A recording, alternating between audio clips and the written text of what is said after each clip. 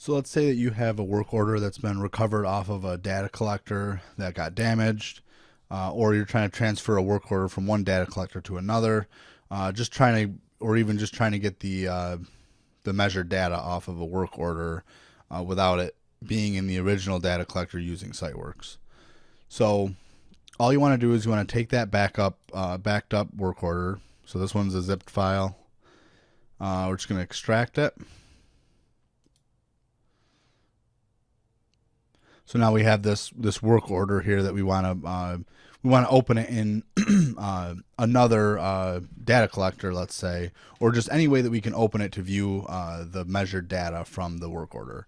So you can simply bring this into put it on a flash drive and bring it into another data collector running Siteworks, or you can actually run it on an emulator on a computer. So if you have Trimble Siteworks downloaded on your computer, it's an emulator that you can get online from Trimble. You can actually open the work order in Siteworks, which acts the same as another data collector. So what we want to do is we want to go into this work order, and then we want to delete this XML file and make sure that there's a .spj file. That's the real work order file that stores all the information. So what we want to do is we want to go back one folder. So this is the work order name folder. We're going to right click copy. Now if you're going to use another data collector, you'll put that on a flash drive, and you'll import it into another data collector. If you're going to use the emulator on a Windows computer, then go to the C drive, then go to Trimble Synchronizer data, which is the same if you're on a Windows 10 based data collector. Go to PC, go to Trimble SCS900 data, and then go to the job that it was the work order is from. Go into work orders, and then just right click paste.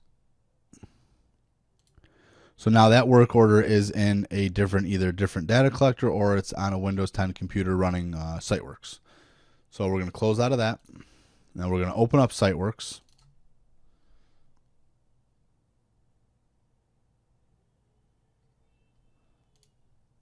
Now we're going to go drop down. Here's the project, and we're going to drop down the work order that we just imported. We don't really need a design. Hit accept.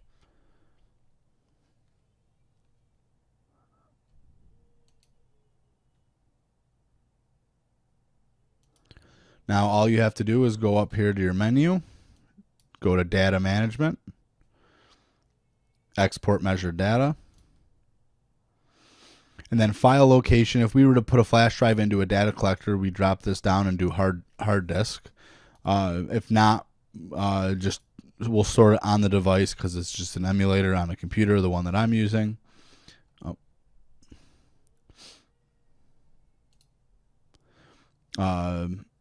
I usually have all these include control points. I'm going to put no.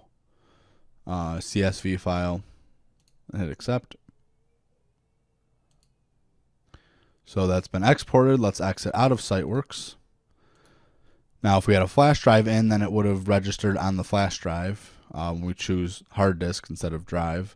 But we chose drive, so we're going to go back to our SCS900 data folder. Go back to that project. Go back to the work orders. Go to that work order, go to output, and there it is right there, the CSV that we just exported with all of the stored shots from that work order. So this is probably the simplest way to take a work order that you've moved from one device to another and open it and read all of the data just like you would have read it if it was in the original data collector.